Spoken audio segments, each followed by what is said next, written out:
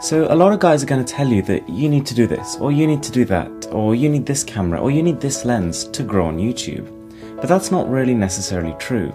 Every channel grows in their own way, but essentially it boils down to 3 things. So I'm going to explain how to increase your subscribers in a minute.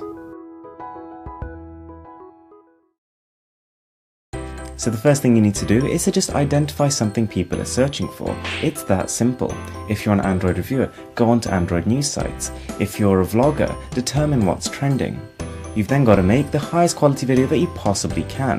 The higher the quality, the higher the conversion rate between viewers and subscribers. The best way to do that is to look at the YouTubers who are the best in their field and see what people like about them. And finally, you just need to optimize your content. I use 2 sites mainly, Ubersuggest and Google's Keyword Planner, because to be honest they can really help you find out which tags are being searched for. Design a custom thumbnail. What I tend to do is to take a screenshot of a point in my video, adjust the contrast and the colours, and then add some text. Also be sure to fill the first 3 lines of your video description with keywords.